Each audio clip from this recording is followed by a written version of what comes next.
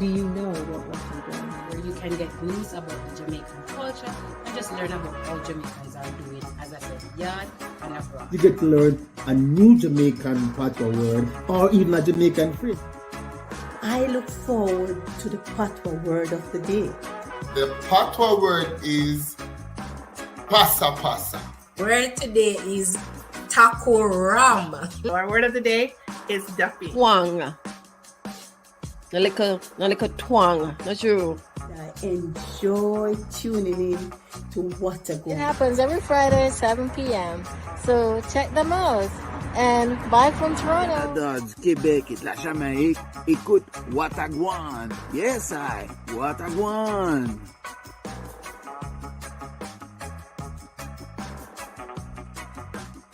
I am a big fan of What a Gwaan.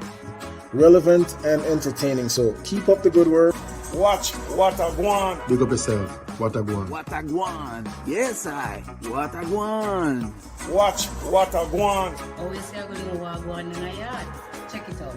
7 p.m. every Friday.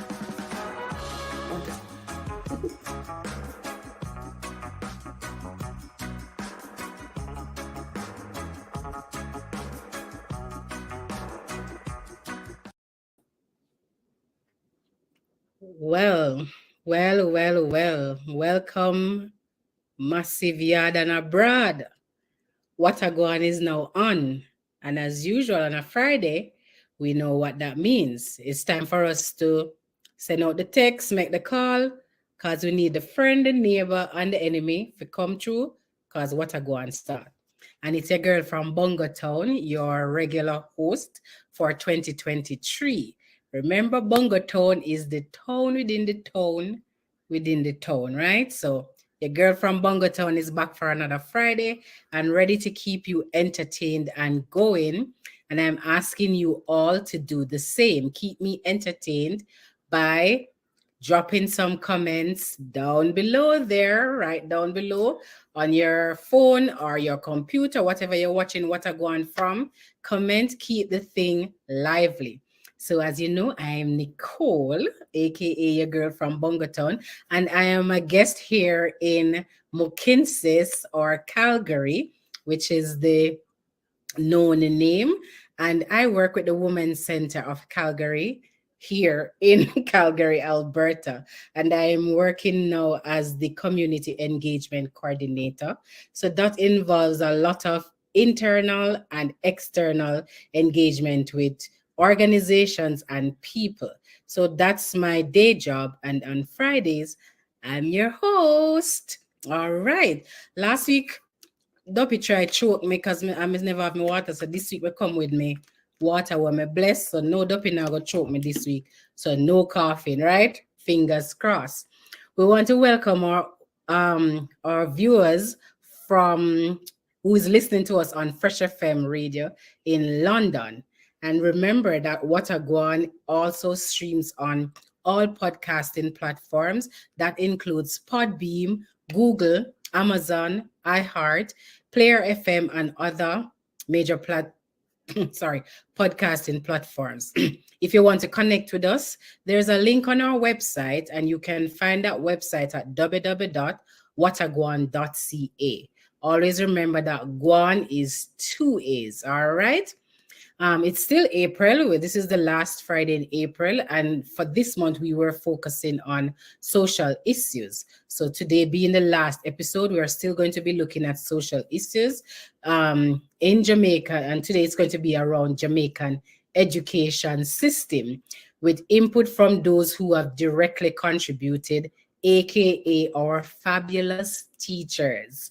We want to look at what are some of the good parts, what are some of the bad parts, what are the different parts that needs our attention. Are members of our communities aware of how they impact the system? What should we expect from the system? So stay tuned, because that is going to come up later in A Time to Reason. All right. So if you missed last week's episode of the show, I want you to check us out on Facebook and YouTube. That's where you will see the episodes that you missed. So another favorite part of the Watagwan for me is Patwa time. So this is where we share a phrase or a word from none other than no jam down. Yeah, if you say it, you get it right. And today's word is do. When you hear someone say do or do, may I beg you, give me a little water there. May I beg you, carry that sit here down a John shop for me, do. So it can come either in the middle of the sentence or at the end. So when somebody said do me a beg, or carry that something here for me, do, what does it mean? So again, just a little reminder, we want to keep the thing going, flowing, and interactive. So drop what this means in the comment and also use it in a sentence. And if you want to make it even spicy, tell me what parts of speech is do. All right, so that's our patois word for today.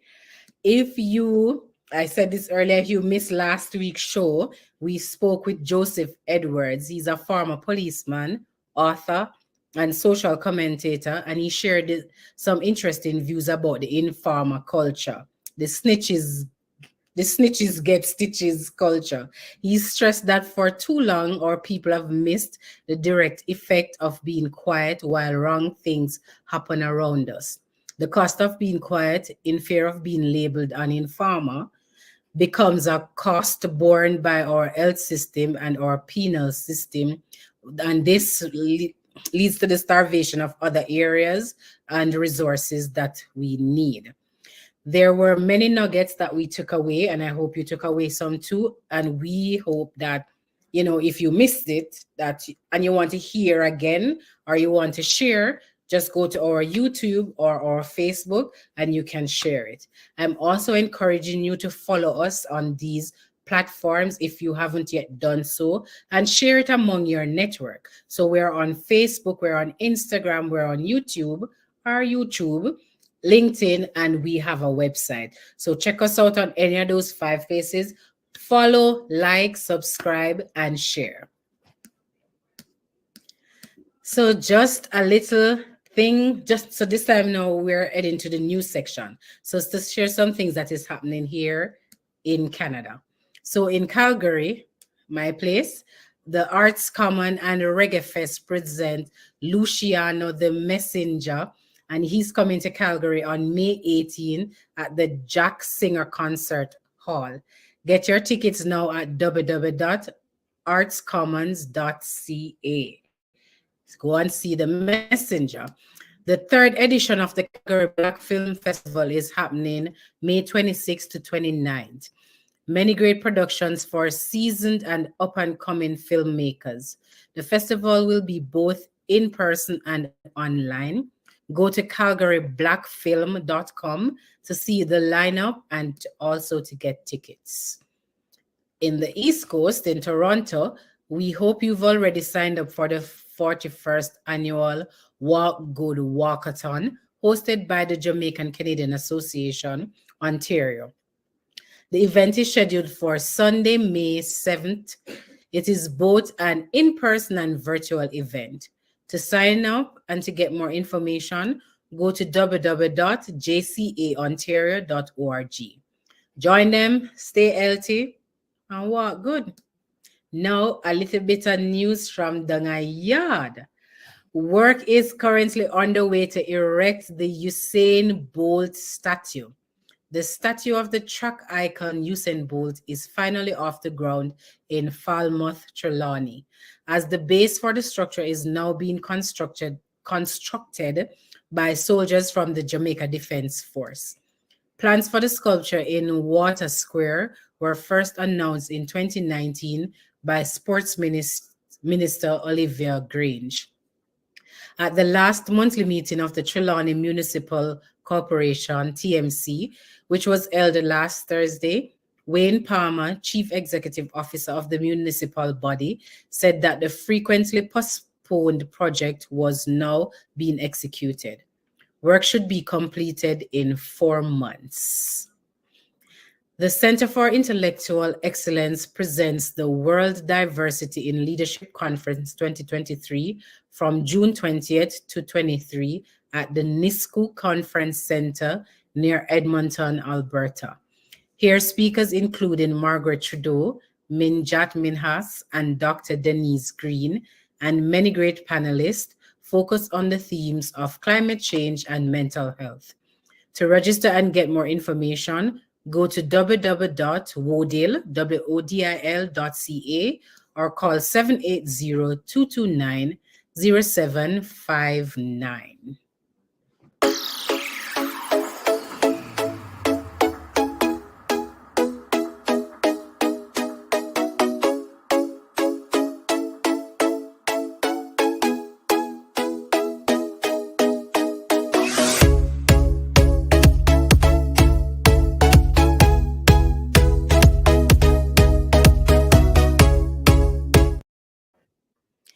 All right, so the show is moving on, and we are now at my other favorite part, time for all a little reason with none other than the big man himself, Donovan Simon. So hold a little chill, grab some tea, because guess what? It's now time for all a reason.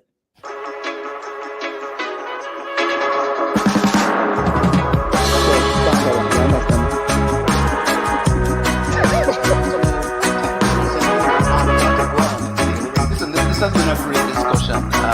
David, thanks for taking the time. All right.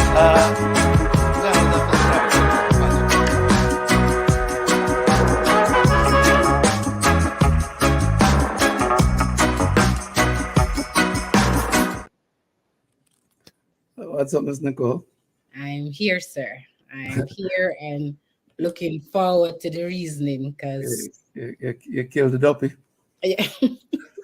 Me pray over my water this week, man. I put him in a corner. Well, I'm not sure how you did that, so that is something that maybe we'll discuss at another time. How you put it up in a corner, or maybe only people from Bongotown can do that. Me would be surprised, but don't worry, him in a corner. You put him in a corner. Yes. All right. Well, we're not going to be in a corner today. Today we're going to talk about education as we continue to talk about social issues, and we have some serious reason for going with some great guests. So yes, man. Find out the reasoning and then we'll touch base later. Yeah, man. All right. Have a good reason. All right. Greetings again, folks. Welcome to our Time to Reason here on Gwaan. And today we're going to talk about education, the education system in Jamaica. We're going to look at the pros and the cons. And we've got Joy Miller Guthrie and Javon Stewart joining us to have that discussion. Joy has been a teacher for many, many, many years. She taught in Jamaica. She's taught in New York. She has been an education director. She has done a number of things over many years.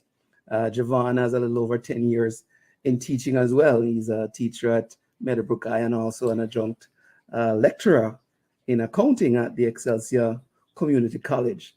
Both bring us a ton of experience, and it's my pleasure to invite them to join us here on A Time to Reason. Let's bring them on. Hey, Joy. Hey, Javon. Hey. Hi. Good evening, everybody. Hi, Simon. Thank you for giving me the platform. All right. I could get a whole lot. Yeah. No, but maybe you should say it in Pata like said, do. Do. Time me get a big audience and my very opinionated self. So, what a go on, as them say in Jamaica. All right, well, there we go. What a go on. All right, listen, enough things are going. And today we're going to talk about the education system and the pros and cons. And both of you have been in the system.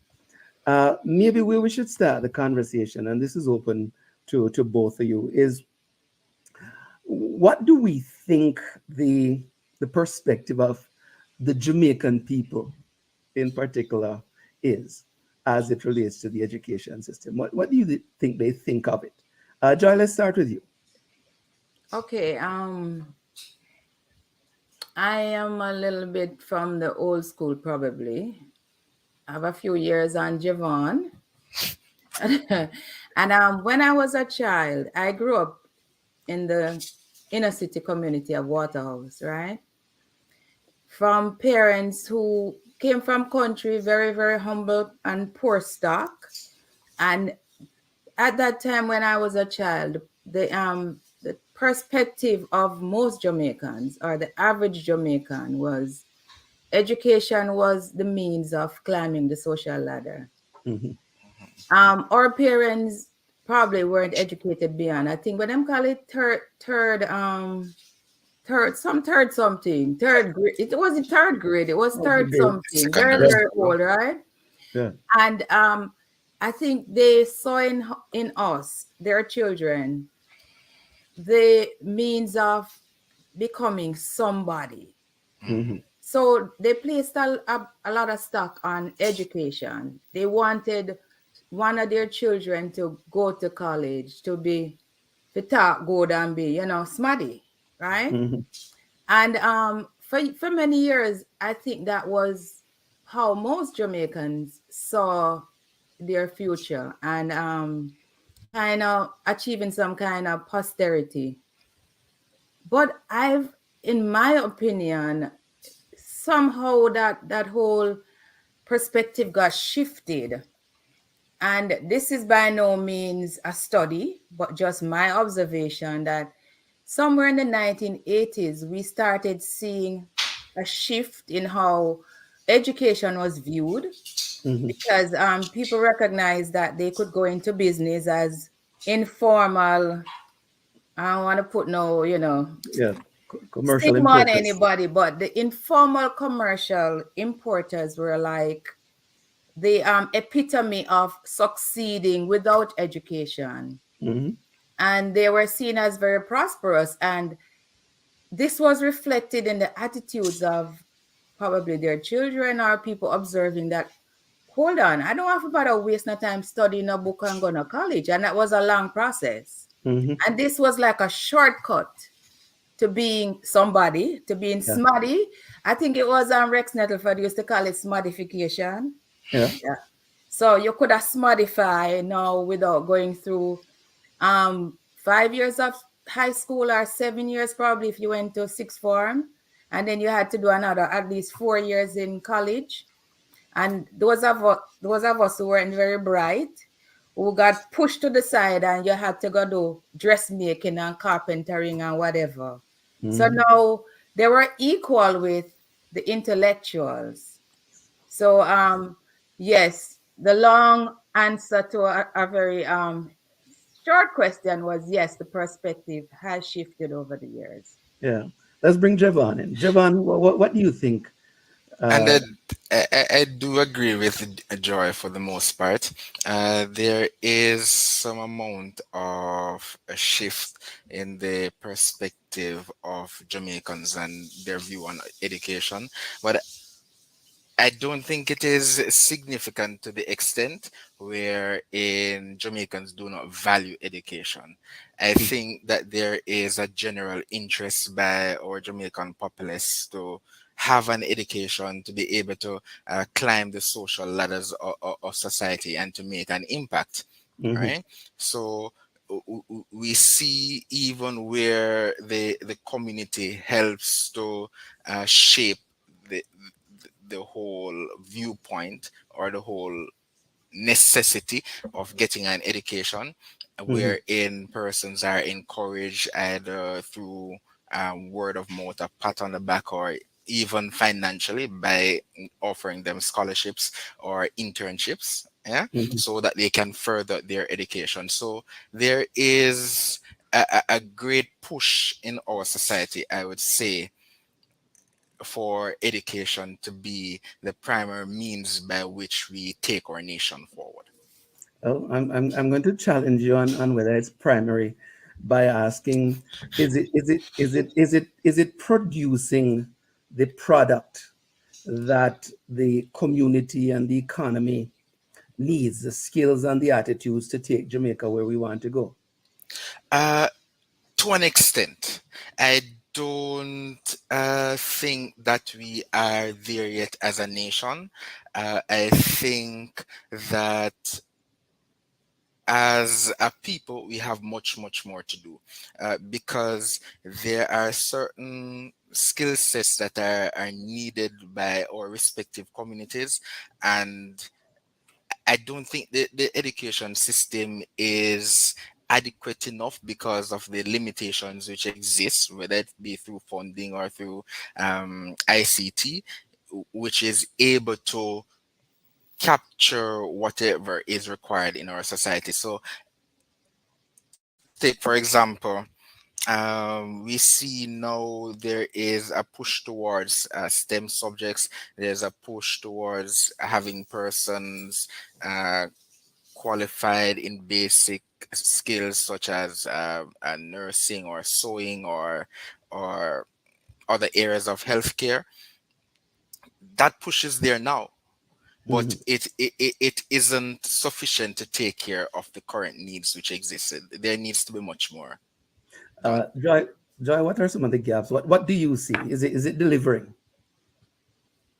Ask the question again, Donovan. Is the education system delivering the output that is needed? I don't think so. Okay. Where's the gap? And I'm gonna say that from the perspective of a primary school teacher in Jamaica. All right, let me just use one example. I was asked to look at a paper, right, of a young lady who did very well in primary school. She went to one of the elite high schools, Immaculate. She was in college, and she was doing her bachelor's degree, and she asked me to look over. And then when I looked over the paper, I was horrified. I said, hold on, what happened between primary school and now? What kind of paper is this? And this is that was not the level of education I expected from an Immaculate graduate, right? The people I knew when I entered, the people I rubbed shoulders with at St. Hugh's, I went to St. Hugh's from 75 to 80. That could never pass muster. When I was in high school, if you achieved 9 subjects, 10 subjects, you were extremely bright. That was when we were doing GC O level. Then they changed to CXC, and the design of the exam was different, which I embraced it wholly. But somewhere, something I think went wrong. And I think the system that CX, I think it's called CSEC now. Back then it was CXC. Right. There is a component which I think is necessary because, exams are like a one-shot deal. Right? That day you don't feel good, you're nervous, your head hurt, your belly hurt, you fail your exam. You have to go do a resit, right? What is it called again? The project-based part of it? School-based assessment. SBA allows, well, I think the intent is good, where you're supposed to get a broader image of what the student has learned throughout the years. But what I know for a fact is happening is that there are people doing these students' SBAs for them. And if I were to go in a court of law, could I find at least one person I know who is paid she accepts money to do students' SBA. So the final grade is not necessarily reflective of what the student has learned, right? Yeah. So I think the system is failing. But is that a system failure, though, or is that a societal failure? And we're going to come to that in a little bit, right? Because community influences what the education system produces to a certain extent, doesn't it? Javon, you're in the classroom every day, right? Isn't community influencing what the system is producing?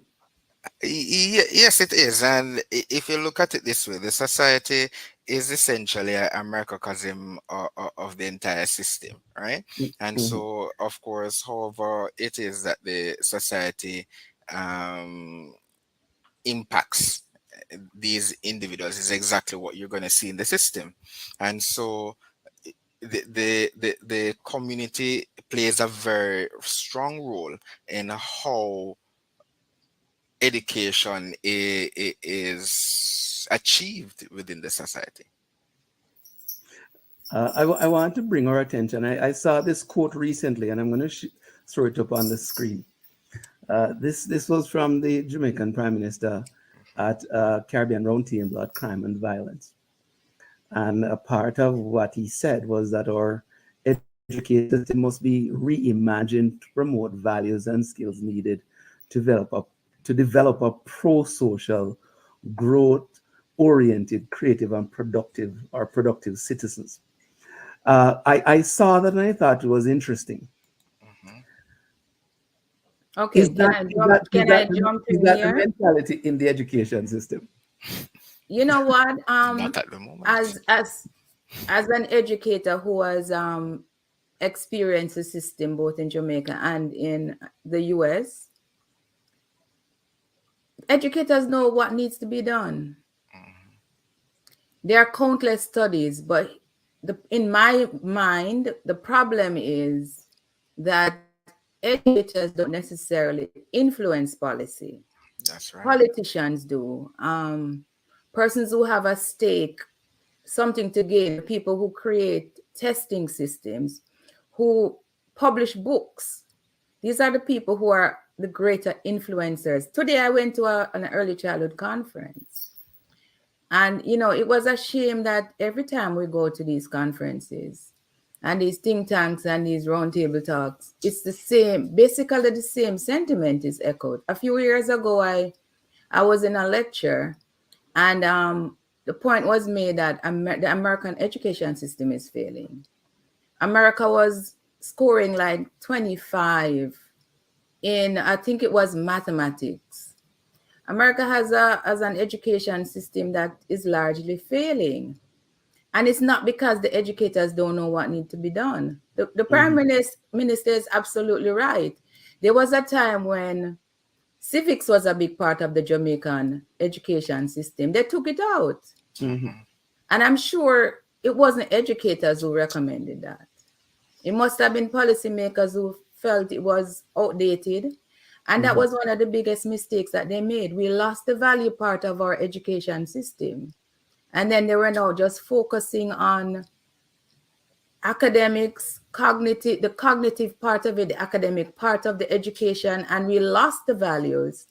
But and I notice you asked the question, is it a societal problem or is it a problem of the education system?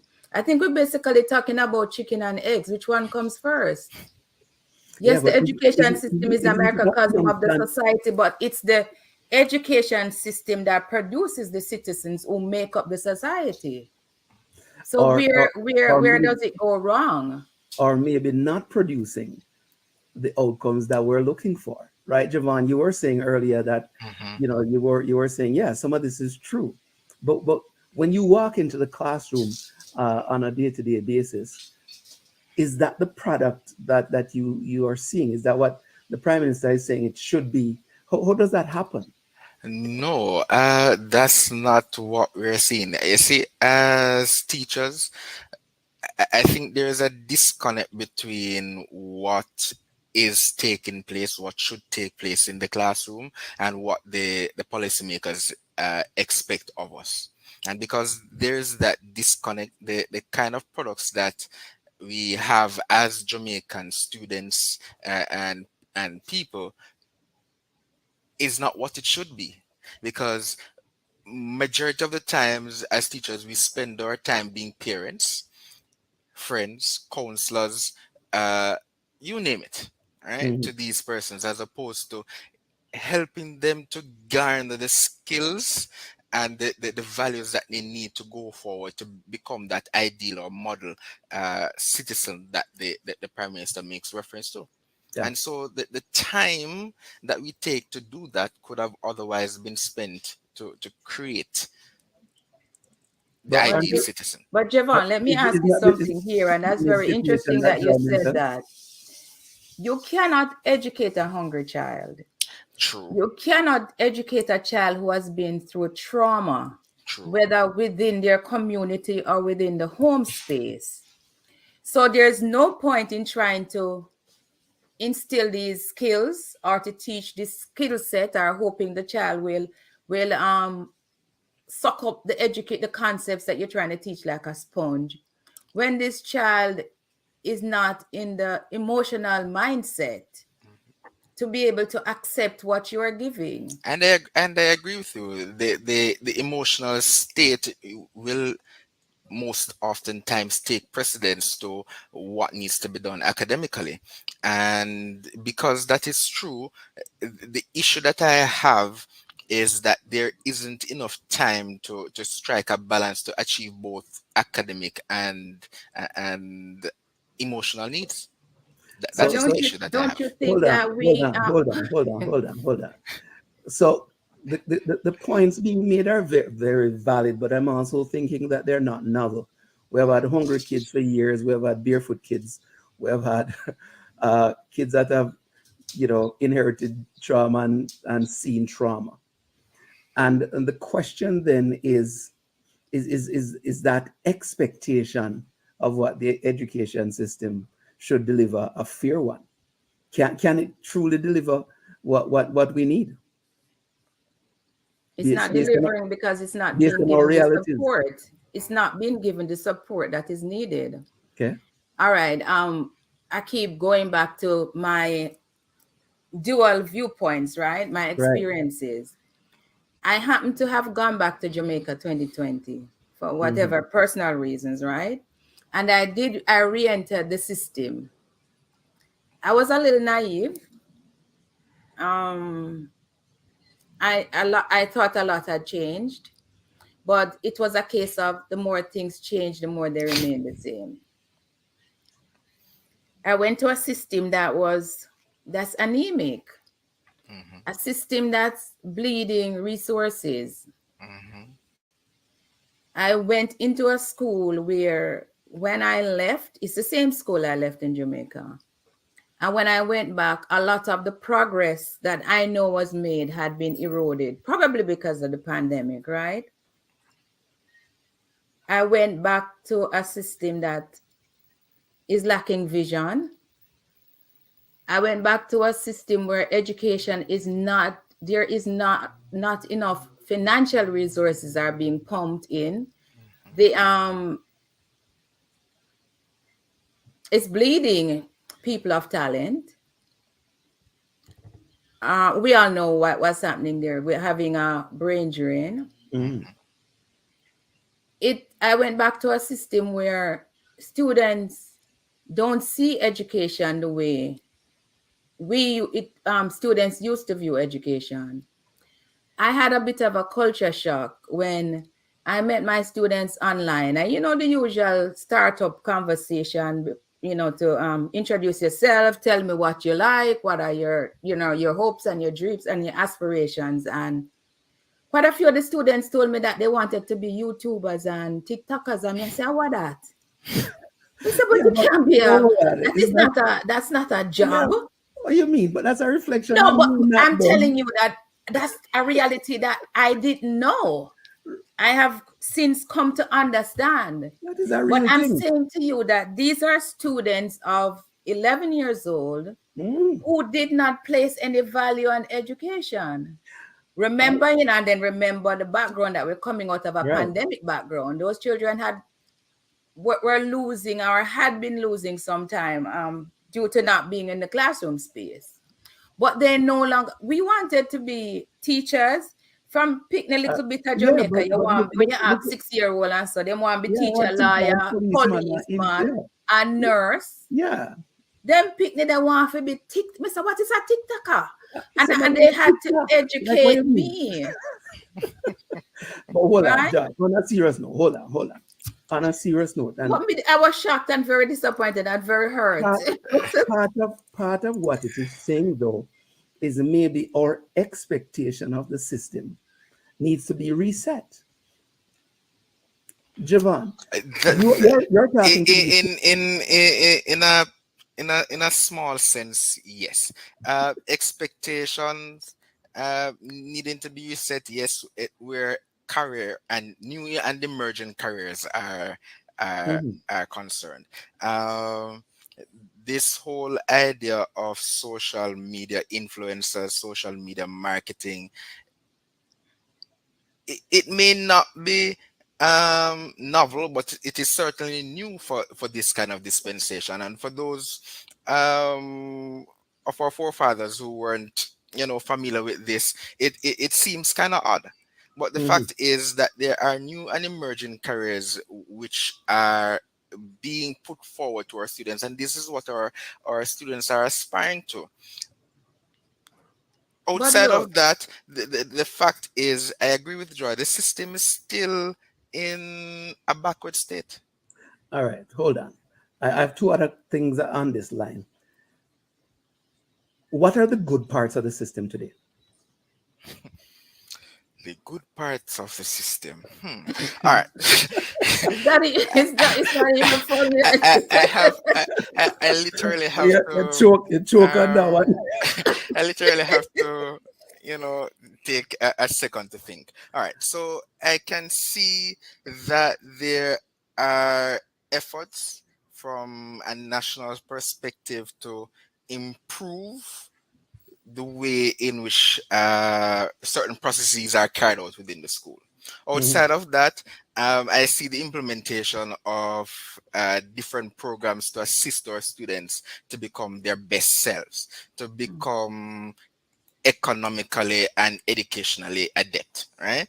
And I speak to the sixth form program. That's one thing, or should I say, the sixth form pathways program. That's one of the programs which I think is useful, even though I have a challenge with how it is being communicated and how it is being implemented.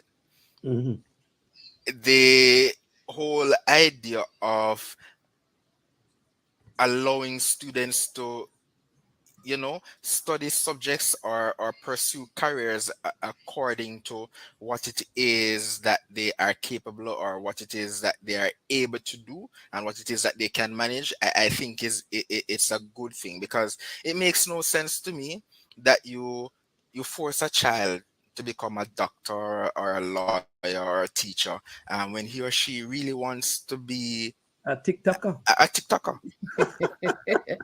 Or an I don't like how you're trivializing. Or an engineer or a social media marketer or one of those. I'm not trivializing it though. We have to. I think we have a duty of care towards our children, which we must exercise, right?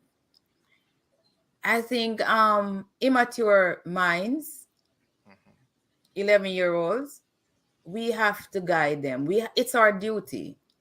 And what is important is for us to point out to these children that some of these careers, if you can call it a career, they're not sustainable.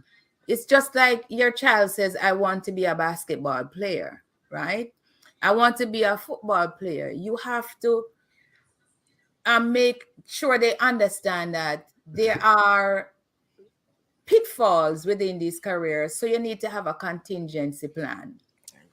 What if you become? Doesn't that apply to everything, though, Joy? No. Let me finish. That's the point I'm making. So you have to. Not everybody going to succeed as a TikToker.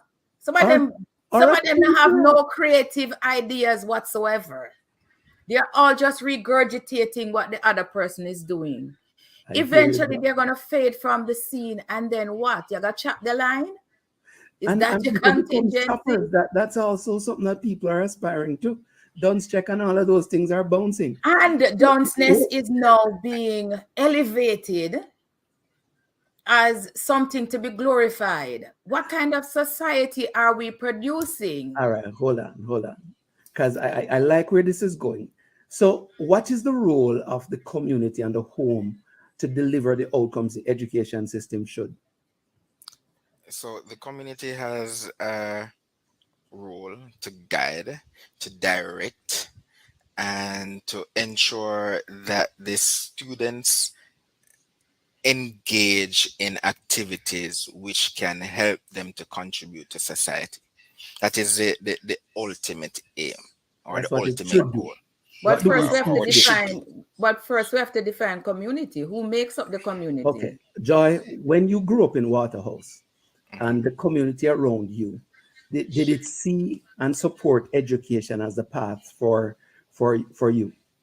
Of course, but remember now, me did I go St. Jude's, summer was a big deal, right? And everybody did lift me up and embrace me. But does that happen today? I don't think that's the kind of society we have now. Okay.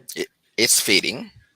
You know, I saw this fading. video recently of a woman who was referred to as a grandmother or granny. And somebody had interviewed her in one of the more well-known song about, if there's such a word, garrison communities, right? And that woman was extolling the value of violence. Or anybody come and this way, what we are gonna do. That's not what we did when I was growing up in Waterhouse. So the value system has shifted. Mm-hmm. So the community is not, in my opinion, and I'm generalizing because that's not true of everybody and everywhere, but they're not lifting up and celebrating education the way it used to be. That is one of the things that's one of the points where we have a problem. Okay. Because who is encouraging these students to embrace education? And also, I'm sorry, Javon, I have to go back to what Javon said, right? Because that's something I've been touting for years. Our education system has been singularly focused on the 10% of bright children. And it is probably 10%. And the belly of the children, the bell curve. Mm-hmm. The belly is where the bulk of the students fall, and they're average students. And nobody pays attention. It's not even 10% down at the bottom. It's probably a 40% by now. Who are not even neither literate nor numerate. Mm-hmm. Just go on YouTube and you see how illiterate or not very well educated we are. So some of the products of the system. Yeah. The system is failing.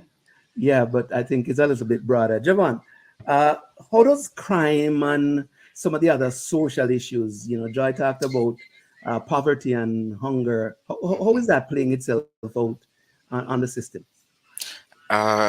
Certainly, it is having a crippling effect on our education system. The effects are varied, so much so that sometimes persons are not able to go to school. When persons lose loved ones, they're hurt and they ache for days, so it affects their emotional stability. All right. It overall creates a sense of fear and trepidation within the community and the society. And if persons are not strong and if they don't get the necessary help that they need, then it prevents them from learning or prevents them from having the motivation to want to continue to aspire and achieve academically. Yeah. Can I just add to that? Just to bring in the American system for a quick minute. Mm-hmm. I've been working in early childhood for many years. In early childhood, in New York, there is the way the system is set up. If the teacher perceives a child to have any kind of disability, and we're using disability very broadly, right? Mm-hmm. Mm-hmm. When children enter the system in a high quality early childhood center, within 30 days, you're supposed to do an assessment of that child, a kind of screening. And if the numbers, when the data is called, right, if any red flags come up, then a recommendation is made for this child to get an assessment done, a formal assessment. This has to be sanctioned by the parents. And if the parent says go ahead, because okay, I agree that there are these concerns, whether it's speech, whether it's physical development, whether it's social development in any areas lacking in any other domains, then an assessment is done. And pretty soon a provider, the parent gets a chance to select a provider to come in and give this child therapy, right? Mm-hmm. This is something that is in place from as early as infancy. Where are these supports? There's no scaffolding in our system. And I understand that we don't have the resources. Right. But what I think we need to do is kind of reorganize and shift our priorities. All right. Why the politicians not take a pay cut? And I mean, I might be saying something that everybody else is saying. And I'm not even being facetious when I say this.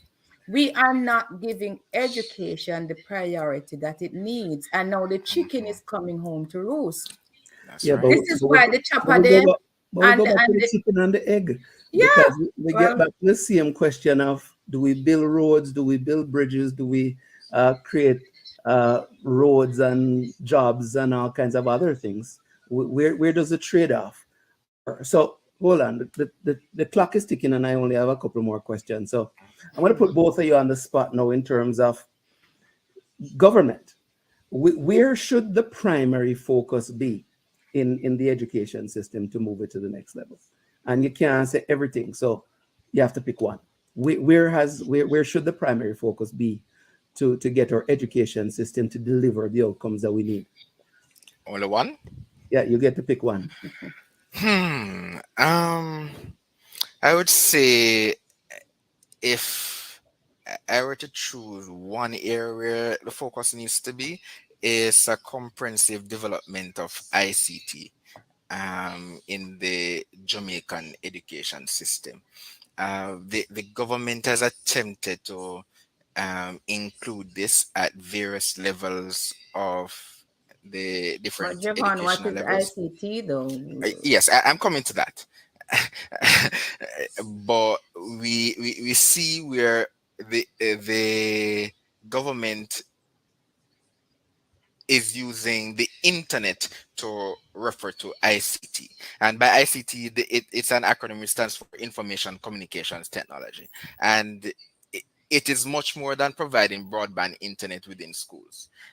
Several schools have accessed that through a government program. Not all schools are benefiting from that. But I say that the government should go one step further and ensure that things such as a smart board, things such as the necessary software that is available to help students learn and understand is available right across the system, so that students are not only dependent on physical text or dependent on learning through a teacher, but they too can use the resources, hard or soft, that is available to guide their own learning. All right, so technology, Joy. Your government. Government.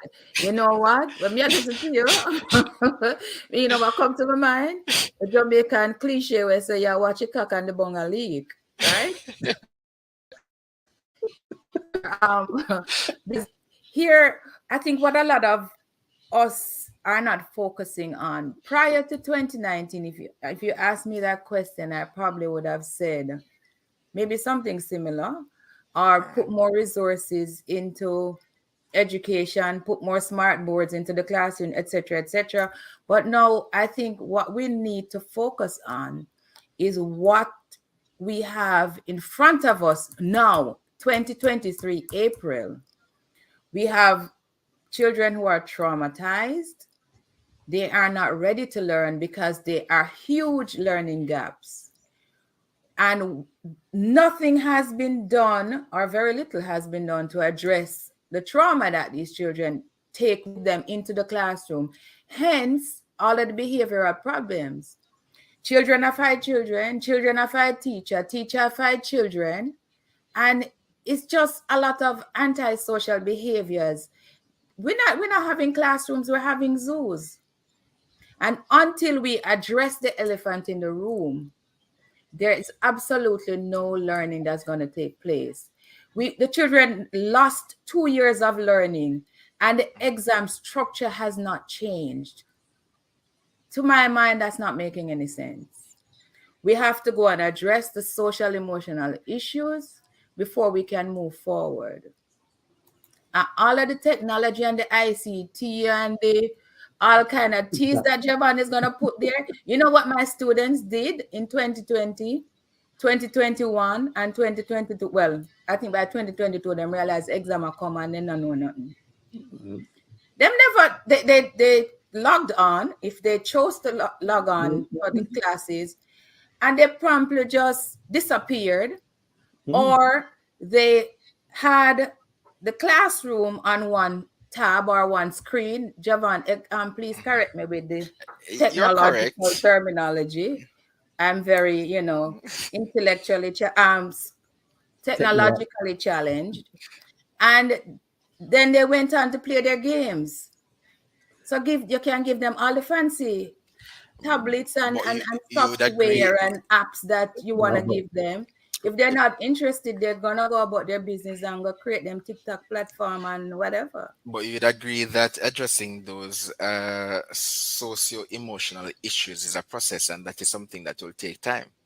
And but if the process is not started, then we're not. What is the way forward? We're not going to make any progress, though. So listen, this could go on forever. This has been an absolute great conversation and great perspective from practitioners. What I'm going to take away from it is both sides.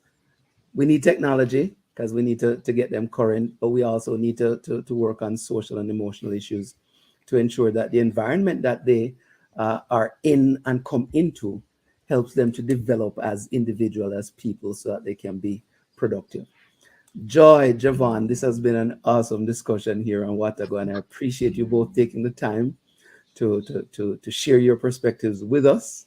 And I know you will continue to contribute to the system in some way. Absolutely, and I'm starting where it all begins, right, Javon? Right in early childhood. When they get to you, they're gonna be perfect human beings. And so when they get to my stage, I have less trouble. Correct? They won't have any problem. Give them all the technology that's available. Well, anyway, guys, take care. Thanks a lot. It was my pleasure. It was a pleasure indeed.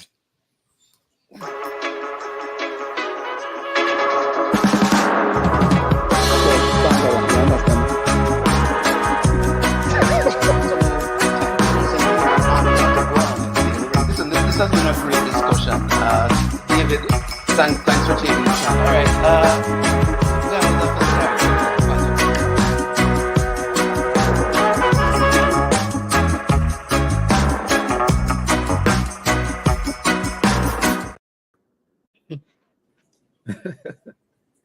I must say this is my best episode since you came back. Good reasoning. Yeah, very good. Yeah. And it's multifaceted. The issues that we face as a society come in different forms, in different angles, in different parts. So when we look at these things, we've got to be conscious of the fact that there's no magic bullet, but also that it's not a single thing that's going to shift it. And Joy made a good point about chicken and egg. Mm-hmm. What comes first, right? So yeah. I think this is one way. The chicken and egg. It is going to take a multi-pronged approach, because you have to work on. Because I totally agree with her as it relates to the socio-economic aspect, and I can speak to that personally based on lived experience, and I can also speak to the technological aspect of having those things in place, because we're moving in a different direction, but it have to be done both, because you can't address one and the other one lacking. So it have to be done. You have to bridge the gap. A few years ago, my daughter Danielle wanted to go see Lily Singh. At the time, I had no clue who Lily Singh was, but apparently Lily Singh was a big YouTuber, and I did at the time find it funny that there was a path called YouTubing, right? Only to spend some time to check on the income from people who make it. And it was absolutely amazing to me how that sector was creating opportunities, creating industries. And in recent time, there are people who have actually left the traditional jobs, the 9 to 5s, to become content creators. So and even if you look at Jamaica, like there are so many of them now that's their career. They've become granted, some of them have to laugh because them are influence and them have 5 followers. But I'm like, seriously.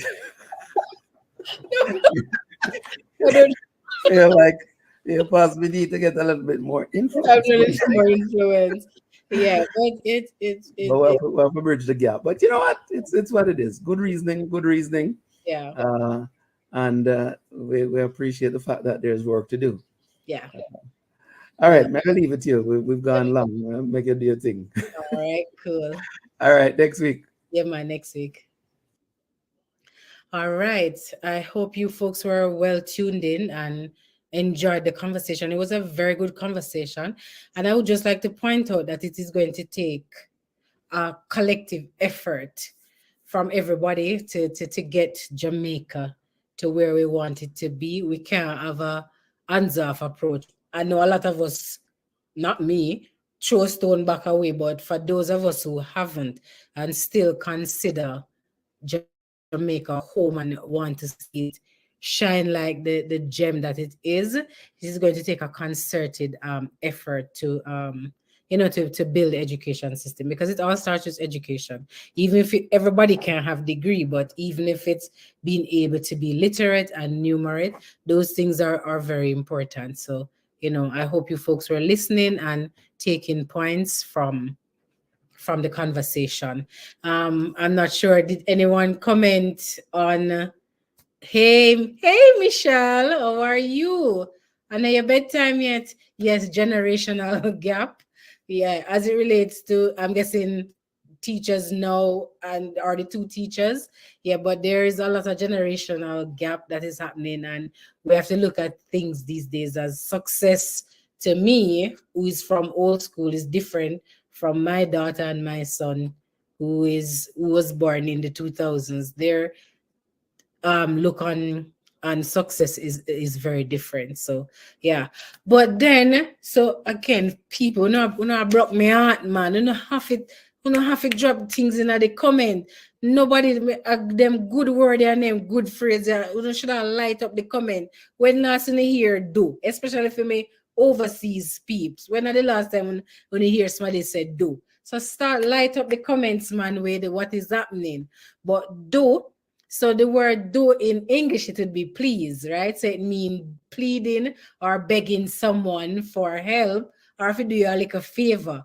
But I was just thinking on it, and do can also mean something. So, somebody say, no, do that, man, which is not necessarily begging or pleading. So do, the parts of speech, it can be a verb, and it it can be an adverb. So depending on how you use it in the sentence, it applies to 2 different parts of speech. I will say part one language. See there? We put it all in a parts of speech, right? So again, keep the thing lively, make the thing interactive by commenting, because may I go down in the books to find the old patois word them, and so I have to reward the thing by keeping it lively. But we want to promote next week's show, and next week we're going to be looking at the Windrush 75, a generation of stories. And we're going to be talking talking to Tony Fairweather. And he's an author of 28 pounds, 10 shillings. This I want to go way back from me. Whoa, 28 pounds shilling. I don't know them the money there. So Tony Fairweather has some experience about those who sailed on the HMT Empire Windrush many years ago. So join us. That should be another wonderful conversation to hear how people who traveled to London, in that era, how they've contributed and, to make this England build it, and make it what it is today. So join in, tell your friend, and when you come, make sure you're shouting out stuff in the comments. I can't stress that part enough. All right, so you can share your message on Gwaan National while we share our stories and experiences. You can do this by advertising with us as we continue to grow. Contact us via www.watagwan.ca or our social media handles, which is YouTube, Facebook, Instagram, LinkedIn, or on our website.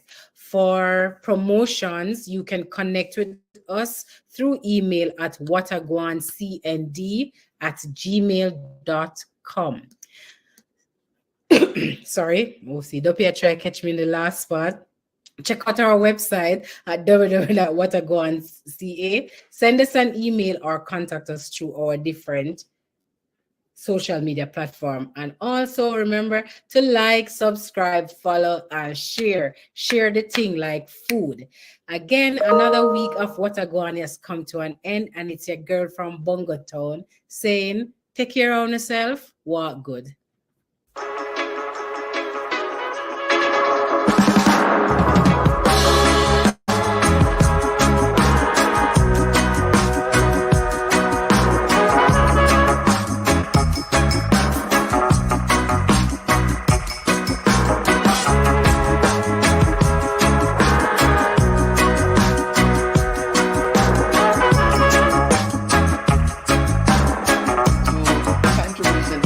So the patois